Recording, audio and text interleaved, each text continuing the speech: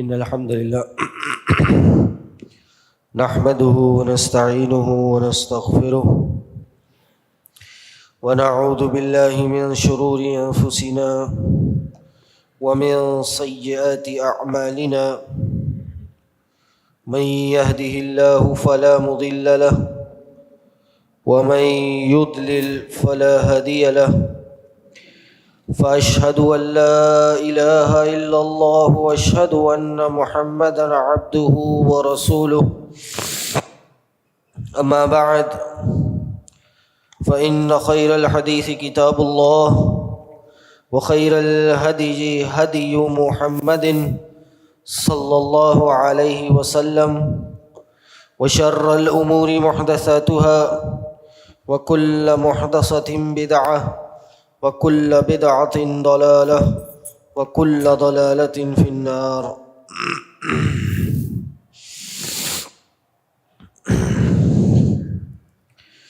أعوذ بالله السميع العليم من الشيطان الرجيم من حمده ونفخه ونفثه. بسم الله الرحمن الرحيم. يا أيها الذين آمنوا اتقوا الله حق تقاته ولا تموتن إلا وأنتم مسلمون. يا أيها الناس اتقوا ربكم الذي خلقكم من نفس واحدة وخلق منها زوجها وبث منهما رجالا كثيرا ونساء واتقوا الله الذي تساءلون به والأرحام إن الله كان عليكم رقيبا. يا أيها الذين آمنوا اتقوا الله وقولوا قولا سديدا يصلح لكم أعمالكم ويغفر لكم ذنوبكم ومن يطع الله ورسوله فقد فاز فوزا عظيما.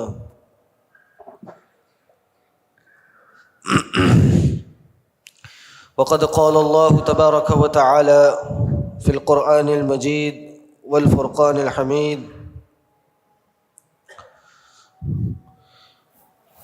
واذكر في الكتاب مريم إذ انتبذت من أهلها مكانا شرقيا فاتخذت من دونهم حجابا فأرسلنا إليها روحنا فتمثل لها بشرا سويا.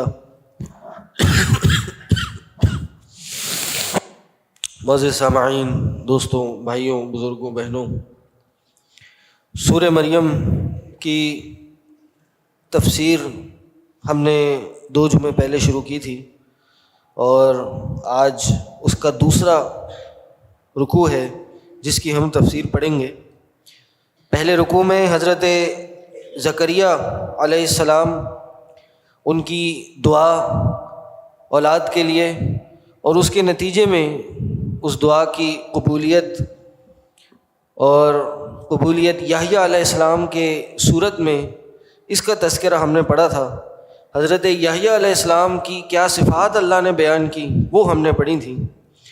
اس کے بعد جو ذکر شروع ہو رہا ہے وہ حضرت مریم علیہ السلام کا ہو رہا ہے. اور یہ مریم جو ہیں ان کا پورا نام مریم بنت عمران ہے اور انہوں نے پرورش حضرت زکریا کے گھر میں ہی پائی اور جب بڑی ہو گئیں تو اس کے بعد انہوں نے اپنے آپ کو ایک الگ جگہ پہ عبادت کے لیے اپنے آپ کو خاص کر لیا. اسی کا تذکرہ ہے. اور پھر اس کے بعد عیسیٰ علیہ السلام کی ولادت کے جو مراحل ہیں وہ، اور پھر اس کے بعد لوگوں تک وہ خبر کیسے دی گئی اس کا تذکرہ آج انشاءاللہ ہم پڑھیں گے. وَاذْكُرْ فِي الْكِتَابِ مَرْيَمَ إِذِ انْتَبَذَتْ مِنْ أَهْلِهَا مَكَانًا شَرْقِيًّا. اور ذکر کیجئے اے محمد صلی اللہ علیہ وسلم فی الکتاب، کتاب میں ذکر کیجئے. کس کا؟ مریم کا. مریم یہ اللہ کی ایک نیک صالحہ خاتون تھی. یہ کوئی پیغمبر یا نبی نہیں تھی. بعض لوگوں نے یہ باتیں کہی ہیں کہ قرآن میں ان کا ذکر ہے تو مریم یہ جو ہیں یہ ایک پیغمبر یا نبی بھی گزری ہیں. نہیں، پیغمبر اور نبی صرف جو جن سے مرد ہیں انہی میں سے آئے ہیں. خواتین کبھی پیغمبر نہیں گزری ہیں. ان کا ذکر اس لیے کیا کیونکہ ایک نیک صالحہ خاتون تھی. اور یہ بات جان کے بھی آپ کو تعجب ہوگا کہ پورے قرآن میں کسی خاتون کا نام صراحت سے نہیں لیا گیا سوائے حضرت مریم کے. اور ان کا نام کوئی قریب 30 کے قریب بار پورے قرآن میں ان کا تذکرہ کیا گیا ہے. 30 دفعہ پورے قرآن میں ان کا نام لیا گیا ہے. اور اس کی کوئی اور وجہ نہیں بلکہ جو اصل وجہ ہے وہ یہ کہ نصارہ کو اور لوگوں کو جن کا یہ عقیدہ ہے کہ عیسیٰ ابن اللہ ہیں، ان کو یہ باور کرایا جائے، ان کے دل و دماغ میں یہ بات بٹھا دی جائے کہ عیسیٰ ابن اللہ نہیں، عیسیٰ ابن مریم ہیں، عیسیٰ مریم کے بیٹے ہیں. وہ مریم تھیں جنہوں نے عیسیٰ کو جنا تھا، عیسیٰ کی ولادت ان کے ذریعے ہوئی تھی. یہ اللہ کے بیٹے نہیں ہیں. اور ظاہر ہے جب اللہ کے بیٹے نہیں ہیں تو عیسائیوں میں ایک اور عقیدہ ہے کہ یہ خود اللہ ہیں، یہ خدا ہیں، عیسیٰ کی شکل میں اللہ زمین پہ اتر کے آ گیا. تو یہ تو بالکل ہی ممکن نہیں ہے اور یہ بالکل غلط عقیدہ ہے. فرمایا کہ یاد کیجئے، ذکر کیجئے مریم کا کتاب میں اذ انتبذت من اہلہا مکانا شرقیہ، کہ جب انہوں نے اپنے آپ کو ایک شرقی مشرق جگہ پر، مقام پر اپنے آپ کو الگ کر لیا. اذ انتبذت، اپنے آپ کو علیحدگی میں لے گئیں اللہ کی عبادت کے لیے. اب یہ مشرق کی جانب یا تو گھر میں تھی یا بعض اوقات یہ بھی تفاسیر میں ہے کہ یہ جو مسجد اقصیٰ تھی اس کی مشرق کی جانب اپنے آپ کو لے گئیں، اس طرف چلی گئیں. اور نہ صرف یہ فاتخذت من دونہم حجابا، ظاہر ہے جب عبادت کر رہی ہیں تو ایک کونا اختیار کیا. تو جیسے اعتکاف میں بیٹھتے ہیں اور اعتکاف میں اپنا ایک کونا بناتے ہیں، اس میں چادر لگاتے ہیں تاکہ لوگوں سے حجاب ہو جائے اور خالص خلوت، اپنے آپ کو خلوت میں خلوت اختیار کر کے اللہ کی عبادت کی جائے، اسی طرح انہوں نے بھی لوگوں سے حجاب کر لیا، لوگوں سے پردہ اختیار کر لیا. اب ایک کونا ہے، وہاں پہ مریم علیہ السلام ہیں، پردہ لگا ہوا ہے اور اللہ کی نعمتیں بھی آ رہی ہیں اور اللہ کی رحمتیں بھی آ رہی ہیں. پھر فرمایا کہ اسی رحمت میں ہم نے فَأَرْسَلْنَا إِلَيْهَا رُوحَنَا، اسی طرح ایک دفعہ یہ اپنے اس حجاب میں اس کونے کی جگہ پہ عبادت کر رہی تھیں کہ ہم نے ادھر اپنی روح کو بھیجا. روحنا، ہماری روح. کیا مطلب ہماری روح؟ دنیا کی جو روحیں ہیں وہ اللہ کی روحیں نہیں ہیں؟ بالکل ہیں. لیکن یہاں کسی خاص روح کا تذکرہ ہو رہا ہے اور وہ روح اور کوئی نہیں بلکہ حضرت جبریل علیہ السلام ہیں. ان کا تذکرہ ہے. ان کو کہا کہ یہ روح ہے، روح امین ہے. قرآن کی جب تعریف بیان کی تو اس میں یہی کہا نزل بہ روح الامین، کہ اس قرآن کو روح امین لے کے اترے ہیں. امانت دار وہ ہستی ہیں کہ جس میں انہوں نے اللہ کی اس روح پہنچانے میں کوئی بھی خیانت نہیں کی، جہاں حکم ہوا وہیں لے کے گئے. ہم نے ان کی طرف اپنی روح کو بھیجا. فتمثل لہا بشرا سویا، اور انہوں نے ان کے سامنے ایک بشر کی، ایک انسان کی صورت اختیار کر لی. سویہ، پورے کا پورا صحیح سالم، یعنی پورے کے پورے جیسا ایک انسان ہوتا ہے، بشر ہوتا ہے، اسی کی صورت میں ان کے سامنے چلے گئے.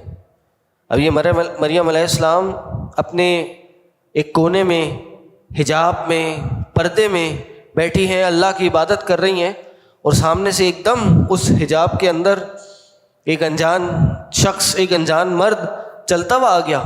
تو یہ فوراً پریشان ہو گئیں، ڈر گئیں، اور اسی پہ انہوں نے کہا قالت انی اعوذ بالرحمن منک ان کنت تقیا، کہا میں آپ سے رحمان کی پناہ طلب کرتی ہوں، یعنی میں آپ سے بچ کے اللہ کی پناہ میں آتی ہوں.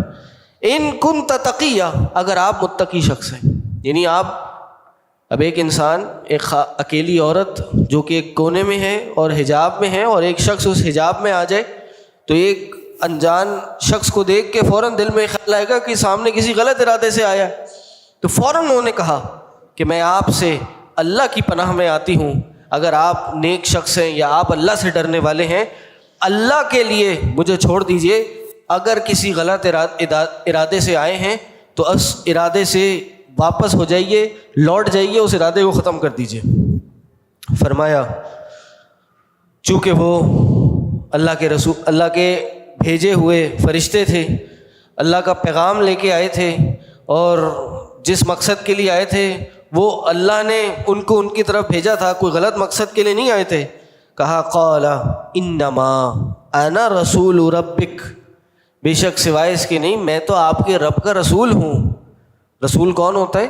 یہ رسول صرف پیغمبر کو نہیں کہتے، رسول ہر قاصد کو، ہر اس شخص کو جو پیغام پہنچانے والا ہو اس کو رسول کہا جاتا ہے۔ ارسل یرسل ارسال، بھیجنا، تو جس کو بھیجا ہے اس کو رسول کہا جاتا ہے۔ کہا میں تو آپ کے رب کا رسول ہوں، پیغام لانے والا ہوں، یعنی ان کی طرف سے بھیجا گیا ہوں۔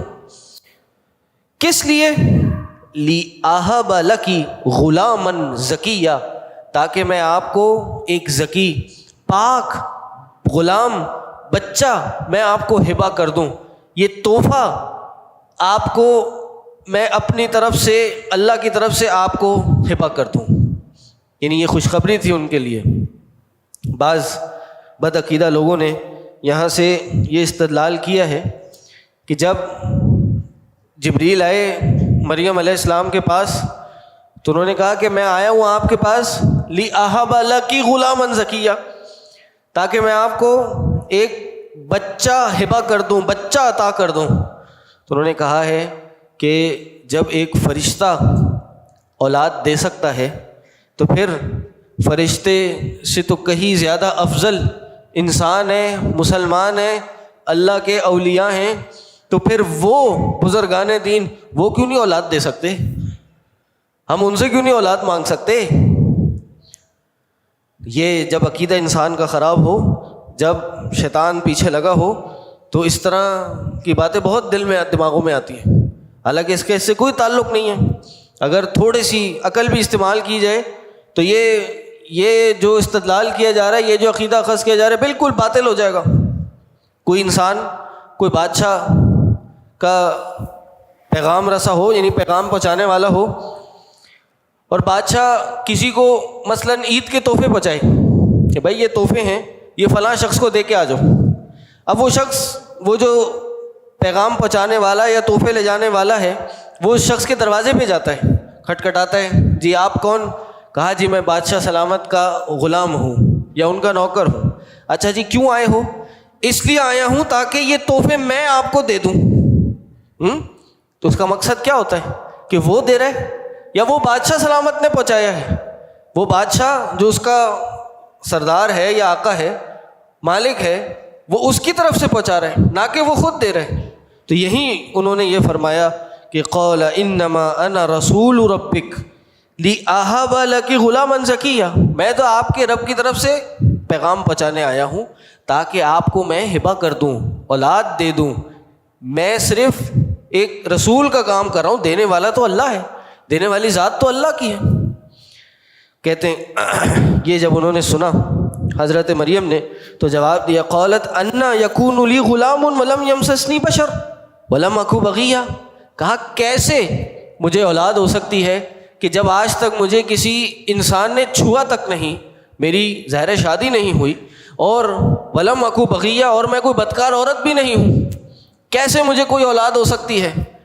انہوں نے آگے سے سوال کیا، جواب جبریل نے دیا، وہی جو اللہ نے زکریا کو دیا تھا علیہ السلام۔ کہا قال کذالک، کہا کذالک، اسی طرح، صرف یہ ایک لفظ، یعنی اللہ نے اور اللہ کے رسول یعنی اس جبریل نے اللہ کا جو معجزہ تھا، اس کا جو کرشمہ تھا، اس کو ایک لفظ میں بیان کر دیا۔ کہا کذالک، کہا اسی طرح ہی اللہ کرتا ہے، یہی اللہ کی سنت ہے۔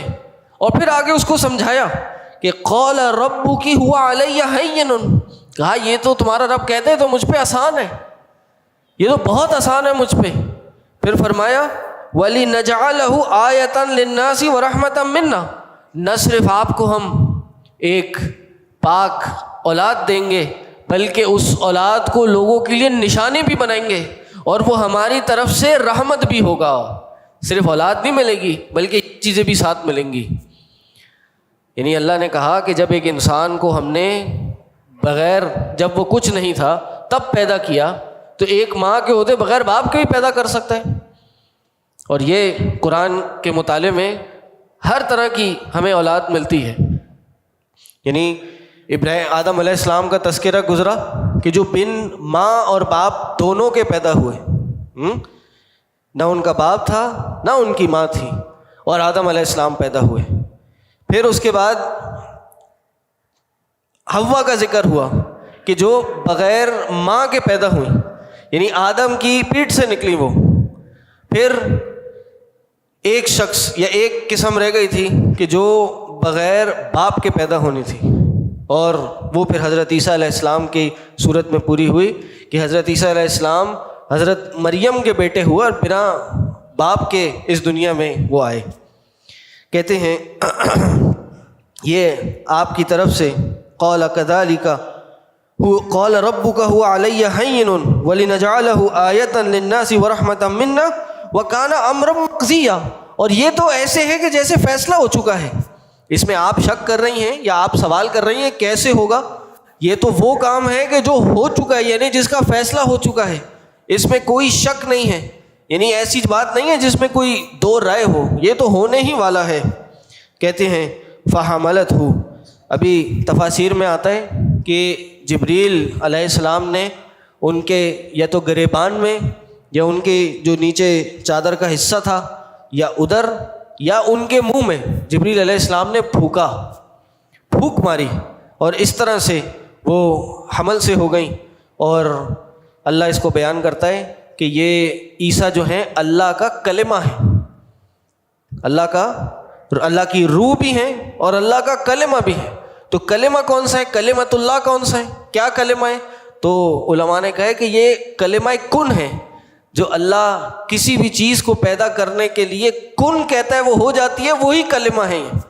تو یہ کلمہ کن ہے جو مریم کے اندر ڈالا گیا حدیث کے الفاظ کے مطابق، اور عیسیٰ علیہ السلام کا وہاں پہ حمل ٹھہر گیا اور وہ اپنی ولادت کے مراحل میں آگے بڑھنا شروع ہو گئے۔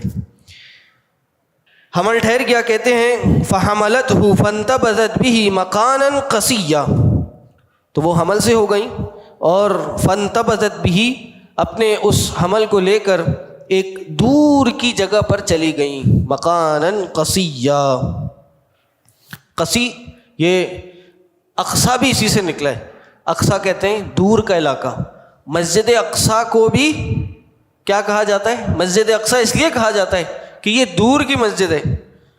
تو چونکہ حمل سے ہو گئیں، اس لیے کہ اب لوگ باتیں نہ بنائیں کہ یہ حمل کیسے ٹھہر گیا، اے مریم آپ تو شادی شدہ بھی نہیں ہیں اور یا آپ نے یہ کیا کام کر لیا، تو خاموشی سے کسی دور کی جگہ پر چلی گئیں اور جب تک وضع حمل نہیں ہوا وہیں پہ رہیں۔ بعض علماء نے لکھا ہے کہ یہ حمل کا ٹھہرنا، پھونک مارنا، حمل کا ٹھہرنا اور وضع حمل یہ فوراً ہوا تھا۔ بعض مفسرین نے یہ لکھا ہے، بعض نے یہ لکھا ہے کہ نہیں، یہ جیسے ایک قدرت کا نظام ہے جو ایک 9 ماہ کا پیریڈ ہے، اسی کے مرحلے سے یہ ولادت کا پورا پروسیس گزرا تھا اور 9 مہینے بعد وضع حمل ہوا تھا۔ کہتے ہیں کہ جب ان کی ولادت کا وقت آیا فَأَجَاءَهَا الْمَخَاضُ إِلَى جِذْعِ النَّخْلَةِ، جب ان کی اس درد ذہ، اس ولادت کے وقت پہ جو تکلیف ہوتی ہے وہ تکلیف آنا شروع ہوئی، تو فَأَجَاءَهَا الْمَخَاضُ، یہ تکلیف ان کو لے آئی إِلَى جِذْعِ النَّخْلَةِ، ایک کھجور کے تنے کی طرف۔ تکلیف کی بڑی شدت تھی، تو تکلیف میں شاید ایک جگہ بیٹھا نہ جا رہا ہو تو تھوڑا سا اپنے آپ کو لے کے چلی آگے، یا پھر اس تنے تک چلی گئیں، تنے کو پکڑا تاکہ اس تنے کو پکڑ کے شاید تھوڑے درد میں کمی ہو سکے، تو درد اتنا تھا کہ وہ اس تنے کی طرف چلی گئیں اور زبان سے یہ الفاظ ادا کیے، قالت یا لیتنی مت قبل ھذا وکنت نسیا منسیا، کہا اے کاش میں اس لمحے سے پہلے مر کیوں نہ گئی ہوتی، مجھے موت کیوں نہ آ گئی ہوتی، اور وَكُنْتُ نَسْيًا مَنْسِيًّا، اور میں بھولی بسری کیوں نہ ہوتی، ایسی کیوں نہ ہوتی کہ مجھے بھلا دیا گیا ہوتا۔ اب یہ کیوں انہوں نے اپنے زبان سے یہ الفاظ ادا کیے، یہ فطرتاً طبیعتاً زبان سے الفاظ نکلے، ایسا نہیں کہ یہ تقدیر کا انکار کر رہی تھیں یا اللہ کی اس نعمت کا کفران نعمت کر رہی تھیں، نہیں، بلکہ ان کو ایک تو یہ ڈر تھا کہ اب یہ اولاد ہو جائے گی، تھوڑے لمحوں بعد میرے ہاتھ میں ایک بچہ ہوگا، میں جب لوگوں میں لے کے جاؤں گی تو لوگ کیا باتیں کریں گے، تو اے کاش اس سے پہلے مجھے موت کیوں نہ آ چکی ہوتی۔ یہ نہیں کہ انہوں نے موت کی تمنا کی تھی، اور اسی لیے کہ وہ تکلیف اتنی شدید تھی کہ اس تکلیف کی شدت میں ان کی زبان سے یہ الفاظ نکلے۔ ابھی یہ تکلیف میں بیٹھی ہیں اور تھوڑے سے اوپر کے مقام پہ ہیں، تو نیچے جبریل کھڑے ہوئے، تھوڑا سا نیچے ہی، یہ اللہ نے ان کو اکیلے نہیں چھوڑا، جبریل کو بھیجا ہوا تھا تاکہ ان کی حفاظت کریں۔ اوپر حضرت مریم ہیں، ولادت کا مرحلہ، ولادت کے لمحات ہیں، اور نیچے ہی تھوڑا سا آگے جبریل کھڑے، پہاڑی کے نیچے ہی، چٹان کے نیچے ہی جبریل کھڑے ہوئے۔ فناداہا من تحتہا، نیچے سے پکار لگائی، کس نے؟ جبریل نے، کیا؟ اللہ تحزنی قد جعل ربک تحتک سریا، کہا آپ غم نہ کیجئے، اللہ نے آپ کے نیچے ایک نہر چلا دی ہے، ایک چلنے والی چیز چلا دی ہے،